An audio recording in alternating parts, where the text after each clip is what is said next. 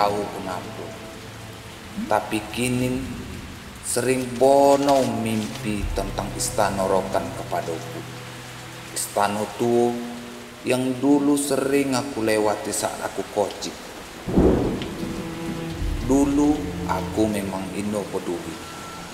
Tapi kini mimpinya datang tori menori dan membuat aku penasaran. Sebenarnya pesan apa yang nak ingin disampaikan dalam mimpiku?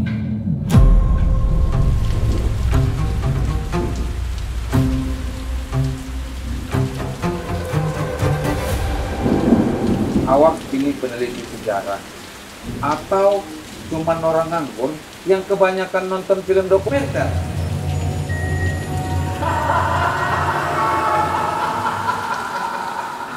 Wan, ngapuan? Emang ngelamun jauh? Apa yang dipikirkan? Mana awak ke dompet situ, mak tahu sejarah Raja Rokan.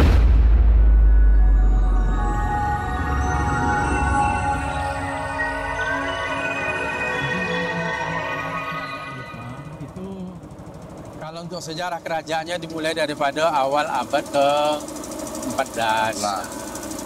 Raja pertamanya adalah anak raja perempuan yaitu bernama Putih Sanggabulan. Itu di Kota Baniaro Tinggi. Dan yang awak lewati kini adalah namanya Batang Sumpur. Batang Subur. Batang Sumpur. Batang Sumpur. Iya, Batang Sumpur. Sungai kau dulu namanya Batang Sumpur tuh. Kalau kini kan namanya Batang Rokan. Iya. Kalau dulu namanya Batang Sumpur. Batang Sumpur. Batang Sumpur itu menjadi urat nadi perekonomian. Berarti di Sikosodonya dulu tuh. Sejak dari kerajaan Melayu Rau. Melayu Rau sampai ke daerah Bakan Sepi Api. Jadi itulah urat nadi perekonomian. Jadi oleh raja awak yang pertama, itu yang dilewati juga Batang Sumpur itu. Itu yang mulai dari daerah kerajaan Kota Baniaro Tinggi. Kota Baniaro Tinggi. Kota Baniaro Tinggi. Baniaro Tinggi. Anak Putih Sangkabulan di situ. Putih Sanggam. Putih Sangkabulan. Sanggam bulan. Dia bernama anaknya itu Julat Joronsah. Siapa tuh? Julat Joronsah. Julat Joronsah. Joronsah. Ya. Itulah yang membawa rombongan rombongan dari istana. Itu keluar dari kerajaan kerajaan Baniaro Tinggi tadi. Itu dihilirkannya Batang Sumpur dengan rombongannya itu singgah lainnya di Kota Semayang Tinggi. Kota Semayang Tinggi. Kota Semayang Tinggi. Disitulah mereka singgah dan disitulah mereka memperbuat negeri. Berbuat negeri. Jadi Kota Semayang Tinggi itu dari Kampung Rokan sekarang itu jaraknya lebih kurang 4 kilo. Dari Siko tuh? Dari Siko, lebih kurang 4 kilo sampai 5 kilo lah begitu. Berarti itu kampung pertama tuh? Kampung pertama. Kampung pertama, Kota Semayang Tinggi. Kota Semayang Tinggi. Itu kampung pertama. Jadi kerajaan Rokan 4 kota itu ada 2 periode. Periode pertama itu di Kota Semayang Tinggi. Ada di situ 5 tinggang raja. Limo Tinggang raja. Apa tinggang itu? Tinggang raja itu masa pemerintahan seorang raja. Berarti ada masuk 5 masuk. Jadi ada 5 masuk pemerintahan. Jadi ada 5 tinggang raja. Yaitu sekitar 260 tahun lah gitu. 260 tahun ya. Kemudian dari Kota Semayang Tinggi barulah dimekarkan Kota Semayang Tinggi tadi. Jadi 4 negeri. 4 negeri atau 4 kota. Itulah maka disebut dengan Rokan 4 kota. Rokan 4 kota. Jadi Kota Semayang Tinggi tadi dimekarkan menjadi 4 kota. Yaitu Rokan Iko, kemudian di Pandalian, Kemudian di Sikebau namanya. Apa tuh? Sikebau. Singkebau. Sikebau itu lubuk bendahara. Dia dekat apa? Dekat Pasir Ambah. Iya, iya. Dah tu lubuk bendahara. Oh. Tu jadi makanya disebutlah dengan rokan 4 kota. Empat kota. Rokan 4 kota itu ada 9 tinggal raja. 9 masa. 9 masa pemerintahan raja. Itu memakan waktu sekitar 340 tahun. 340 tahun di 9 masa itu ya toh? Ya, 9 masa tinggal raja tadi. Jadi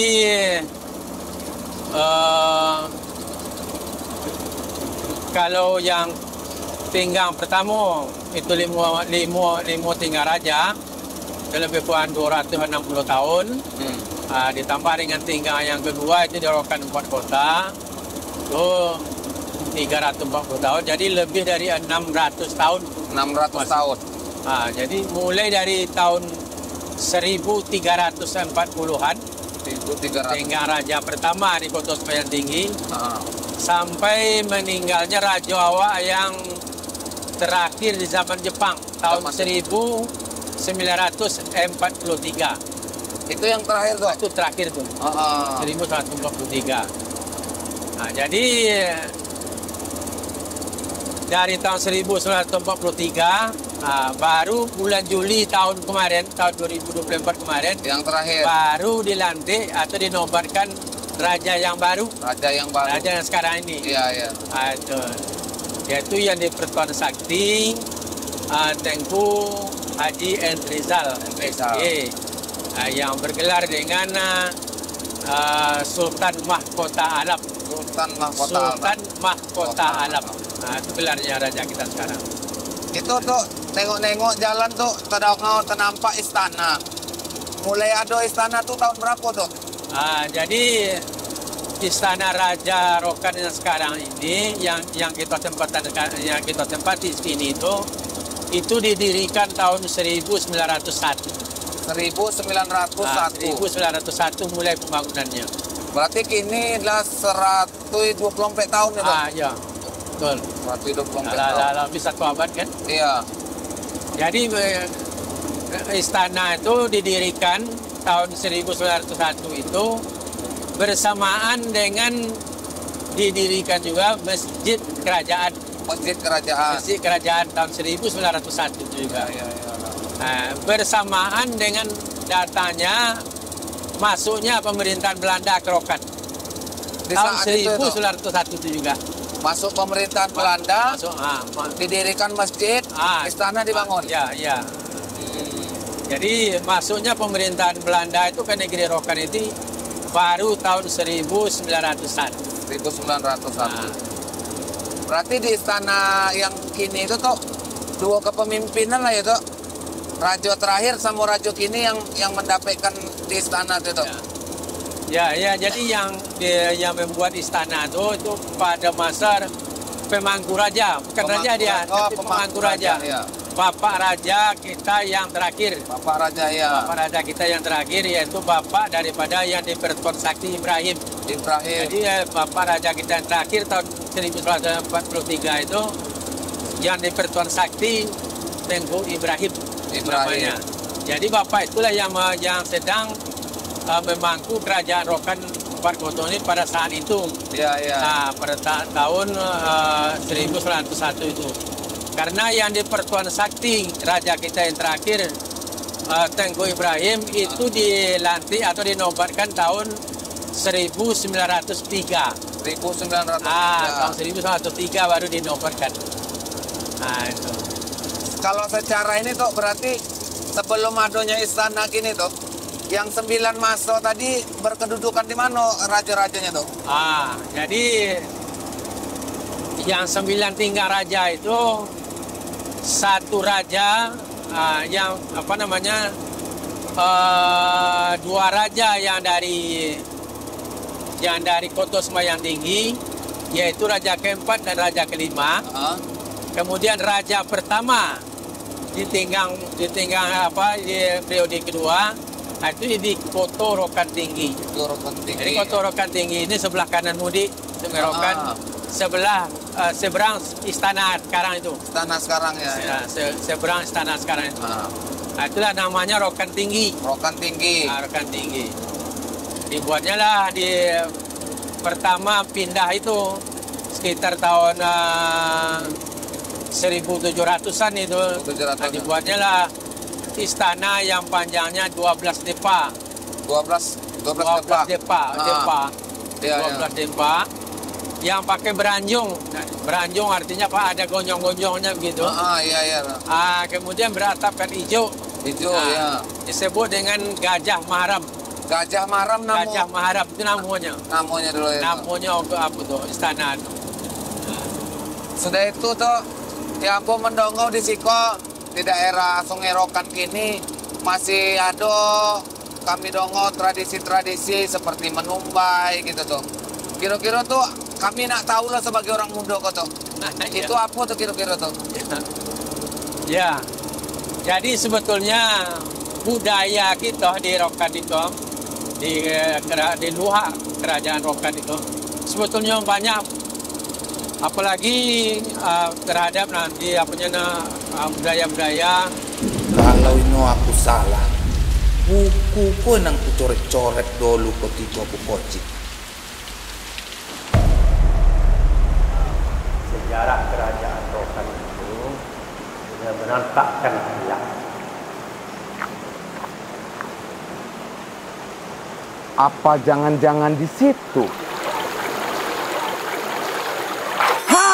Aku main pet. Di mana orang hitam saya? Kita kau nyanyi. Assalamualaikum tuh. Waalaikumsalam. Sedang apa tuh di kebun siang-siang hari kau tuh? Kau tiko lo kau jualan tu lah kena muai no. Karena lah ilo lobah kena diambil. Apa-apa biasa tuh? Maksudnya barang-barang, pelalatan, apa-apa biasa dipakai kalau untuk ngambil lobah tuh? Kalau untuk apanya, untuk jalan awak ke Kateh tu, ikut dia nak apanya. Oh, untuk jalan kau tuh? Untuk jalan awak Kateh kau. Apa namanya kau tuh? Ikut lantak namanya kau. Lantak. Oh, berarti beko. Di tuku kan. Berarti di siko pemijak tuh. Iya. Talinya dari tali apa kau tuh? Dari rotan. Dari rotan, ikonya dari Bambu. bambu. Berarti iko yang pertama harus wajib ada kau ya tuh. Iyalah. Berapa banyak biasanya tuh? Ada ndak aturan-aturannya tuh?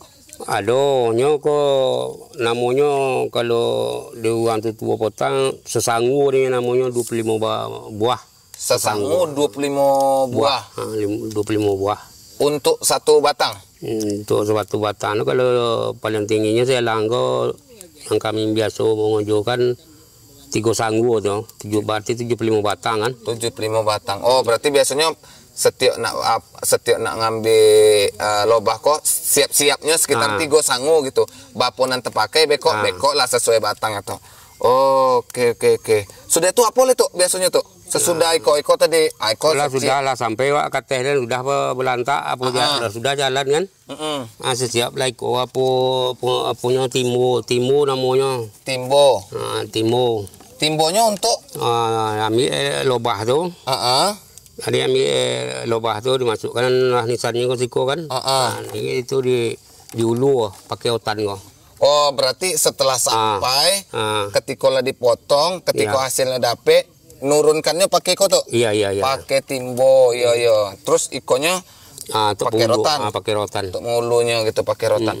Iko memang lah dari dulu gitu tuh. Iya. Karena kalau kini kan istilahnya tuh kalau di kampung kan lah banyak tali kok. Apakah orang kampung awak kini kalau sampai kini masih pakai otan? Kalau kini lah pakai otan kan masalah dunia kini lah canggih. Jadi lah ilo tali dijual orang kan. Iya. Kalau dulu ikutilah tali. Oke, berarti sebelum adanya tali orang kampung apa-apa awak kini pakai iko dulu itu. Pakai iko lah. Oke tuh. Berarti ada timbonya, ada otannya. Kalau iko apa namanya kok tuh? Baru nengok awak kok tuh. Iyalah iko apa namanya kok? Tunam kok. Tunam. Jadi tunam kok di apa penyapu lobah tu kan? Penyapu lobah. Disapu itu turunnya lobah di bawah. Lobah tu bawa dia lah diambil apanya kan? Oh, nisannya tadi. Nisannya berarti semakin biasa asoknya banyak itu. Oh iyalah, semakin napu ya banyak asoknya kan. Jadi lobah kan takut jadi api. Iya. Nah, Iko dari apa gitu? Iko dibuat dari apa kerami ya kok. Dari tajang kerami ya. Oh, iya dari apa tutik iya. apa yang belum mekar itu? Iya. Iko wajib harus ada ya tuh. Oh iyalah, kalau ngambil lobah ikutilah apa nyatu kan. Iya. Kalau nu iko no munyuh dia cocok. Iya berarti lah sudah alat-alat lah sudah tipu tuh aduh cik bertanya tuh biasanya kalau awak yang bujang-bujang atau biasanya kan ada nyanyi-nyanyian atau mantra lah gitu tuh itu masih dipakai nggak sampai kini tuh? Masih dipakai. Kalau itu, ngambil lobah dipakai. Wajib dipakai tuh. Kalau ndak dipakai misalnya macam mana tuh tuh? Ini kan di situ puluh maripatnya tuh di logo-logonya itu kan. Oh, berarti kalau mungkin awak mudah kan bahasanya mantra atau nyanyian itu yang merayu ini mungkin supaya jangan menggigit, jangan apa gitu ya tuh. Jadi diondu, ditimang aja istilahnya. Ditimang. Oh, ditimang tuh berarti kayak dinyanyikan gitu, ditimang, dilus-lus lah bahasa anak kini itu. Iya. De hari pun mungkin lah siang nak nengok lah atau manje. Iyalah. Ndak hilang lo madu tuh. Iyalah. Lawak nonton atuh mambik loba ke itu. Iyalah. Biarlah po mata sawah sangku tapa minto do biadang komoli. Tuh lah sudah Iwan tengok tadi macam mana caranya mambik madu. Dan Iwan pun lah tonton untuk apa. De Iwan ada perlu, Iwan izin pamit dulu tuh. Ya, ini lagi keleng kita gotok kan, apa dulu nanti? Bekok saya maghrib Iwan kumaya, Iwan bawa tompek supaya Iwan bisa dapet. Lah tuh, Iwan izin balik dulu tuh. Ayo. Tuh, Iwan izin balik tuh. Makasih tuh. Assalamualaikum tuh. Waalaikumsalam. Lah tuh sosek laku dek gegara buku yang aku buat kok. Manusianya ndang pulau ada. Kalau dia nak sayang, nak pandai mengaji.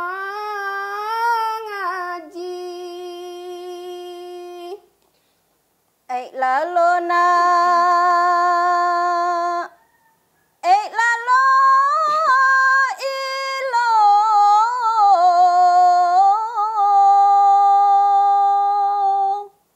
Tidurlah diang nak.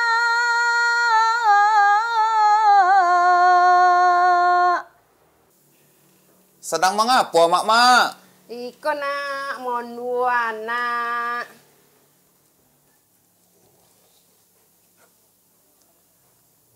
Di apa diondokan anaknya, mak?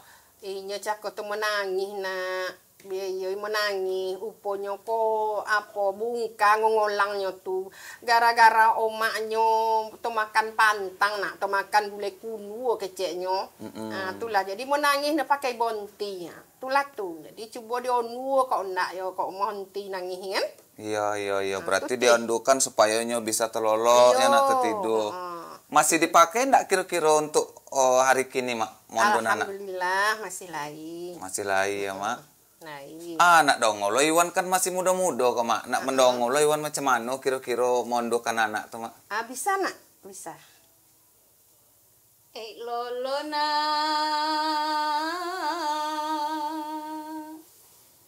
Lolo ilo.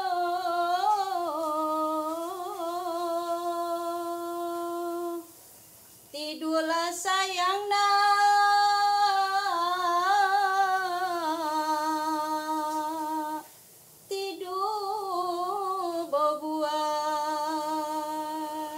Onde memang nak telolok jadinya, mak. Iwan tengok-tengok. Aduh lo di sebelah itu, mak. Itu untuk apa biasanya tuh, mak? Gitu nak. Kalau inyolah tidurnya kalau lah diondu tu nak, insya Allah kalau nolainya sakit dia tidur tu nak. Bekolah tidur iko dimasuknya dia iye pajaku ko dalam apa tu dalam buayan tu. Berarti kalau lolo kau mak? Oh, dipindahan ke situ Mak. Oh, nak menengok lah Iwan macam mana dipindahkan Mak. Boleh.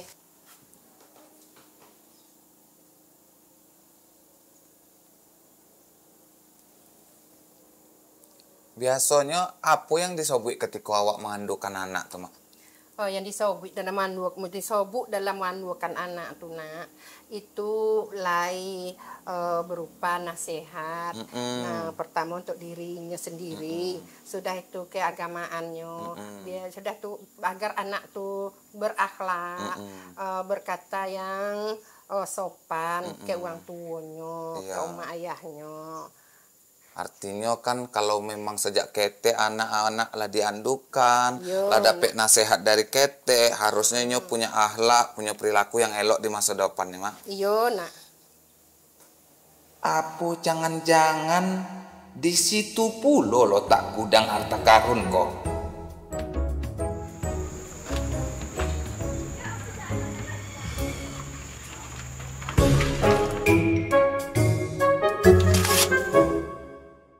Pak, Iwan dengar-dengar ada salah satu peninggalan kerajaan Istana Rokan yang ada di seberang. Kira-kira itu apa? Ya. Betul itu pertanyaan Iwan, supaya jelas dia kan gitu. Betul. Untuk orang ya generasi muda lah gitu, harus mendapatkan informasi yang betul. Betul. Yang benar dari sejarah kita. Jadi sebetulnya kalau di seberang itu hampir 1 abad. 1 abad. Hampir 1 abad negeri di seberang itu baru pindah ke negeri di seberang ini. Berarti duluan negerinya di sana baru di sini. Jadi sejak pertengahan abad ke-16 dengan dimekarkannya kota Semayang Tinggi itu jadi 4 negeri. Jadi untuk pusat kerajaannya ini itu disebut dengan Rokan Tinggi, itulah di seberang sana. Itu namanya Rokan Tinggi. Rokan Tinggi berarti yang di sana itu adalah kerajaan Rokan Tinggi. Kerajaan ya, ibu kota kerajaan Rokan Tinggi. Rokan Tinggi, ya. Gitu. Nah, jadi di situ ada bekas-bekas kerajaan itu jelas nampak, sampai sekarang ini juga jelas nampak ada bekas-bekas kerajaan, yaitu tapak negeri itu masih nampak sekarang ini. Nanti pas sama tentang dengan negeri ini di seberang sana, itu pas itu pusat tapak negeri kota Rokan Tinggi itu kemarin namanya Rokan Tinggi. Jadi setelah pertengahan abad ke-17 itu baru pindah dari Rokan Tinggi itu ke seberang sini. Barulah sini. Jadi di sini dibangun oleh raja yang di Pertuan Seti Lahit itu. Dibuatlah istana di seberang sini. Diaturlah rumah-rumah pegodangan suku. Ya, betul. Rumah-rumah datuk-datuk itu di sekitar istana itu. Dan juga diaturlah itu mengenai masalah adat kita, masalah orang tua kita itu dulu untuk diatur di seberang sini.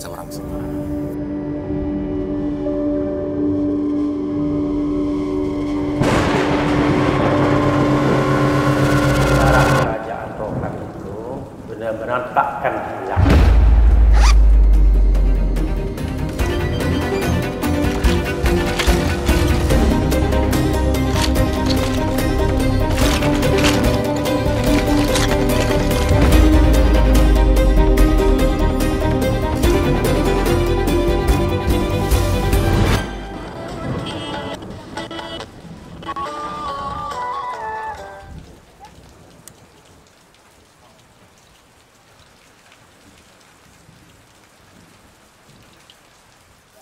Istana Rokan ini sebelumnya berdiri pada Istana Rokan Tua, itu berdiri pada tahun 1770 yang mana lokasinya berada di seberang istana yang sekarang. Jadi kalau kita lihat istana sekarang itu adalah membelakangi sungai, istana sebelumnya itu berada di posisinya pada seberang bagian seberang dari istana yang sekarang. Istana sekarang itu berdiri lebih kurang tahun 1900-an. Karena memang dalam beberapa catatan dan informasi dari narasumber ataupun dari masyarakat yang ada di sana itu berdiri pada tahun 1900, yang mana ini merupakan istana terakhir yang ada pada Kerajaan Rokan sekarang. Istana ini berukuran 15 kali 8 meter dengan bangunan 3 lantai yang mana terdiri dari 18 tiang, di mana tiang-tiang ini merupakan menyimbolkan adalah ataupun menyimbolkan suku-suku yang ada di sana. Berdasarkan dari cerita dari Datuk Jelanso bahwa tiang-tiang ini dulunya didirikan oleh masing-masing suku yang menyumbangkan kayu kemudian untuk mendirikan tiang-tiang istana tersebut.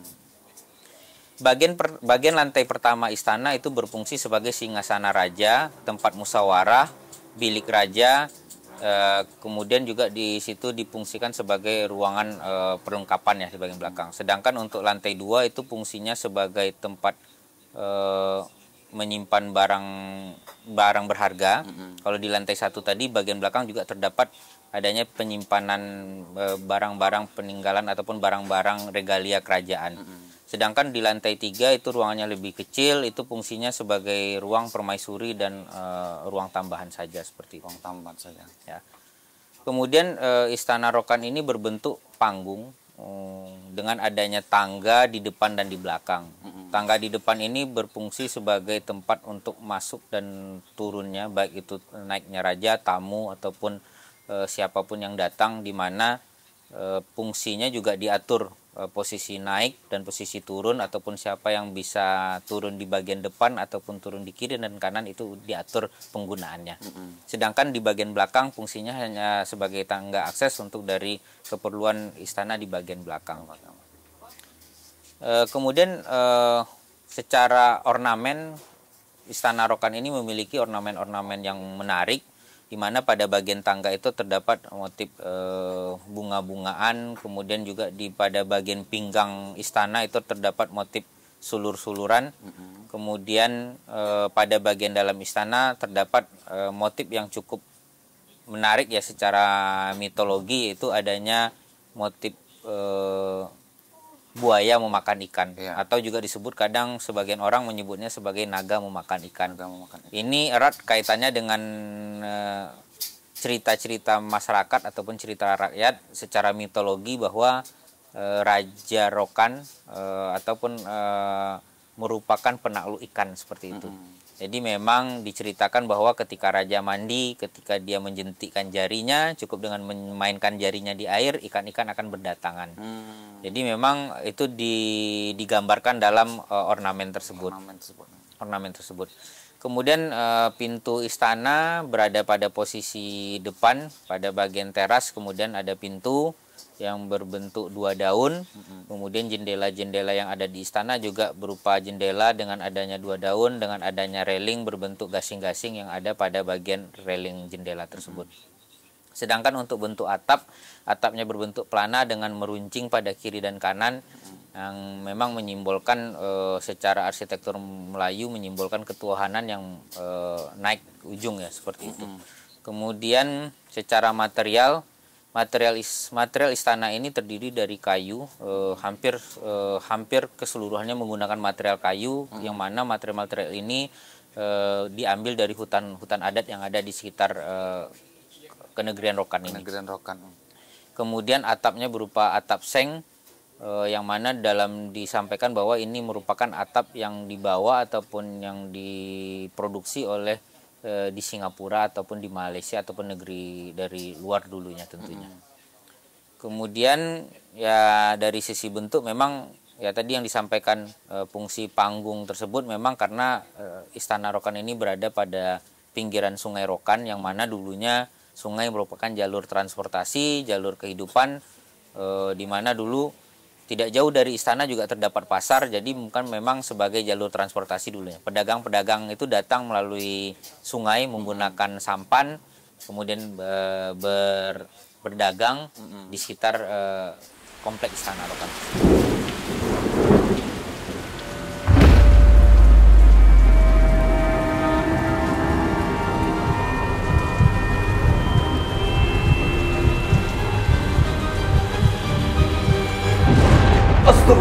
Kawan, besok ada acara di istana, jangan lupa datang ya.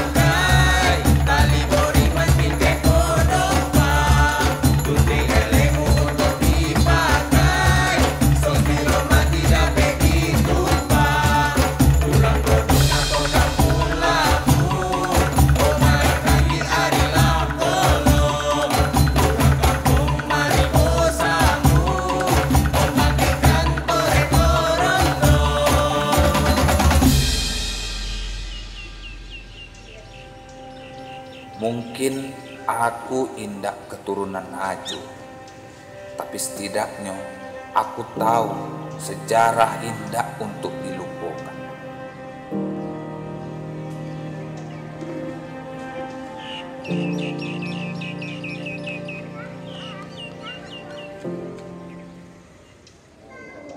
Atas nama pemerintahan Kabupaten Rokan Hulu, saya Haji Saparudin Poti menyampaikan apresiasi dan ucapan terima kasih atas terselenggaranya kegiatan dokumentasi publikasi warisan budaya dan sejarah Kerajaan Rokan oleh Balai Pelestarian Kebudayaan Wilayah 4 Riau Kepri.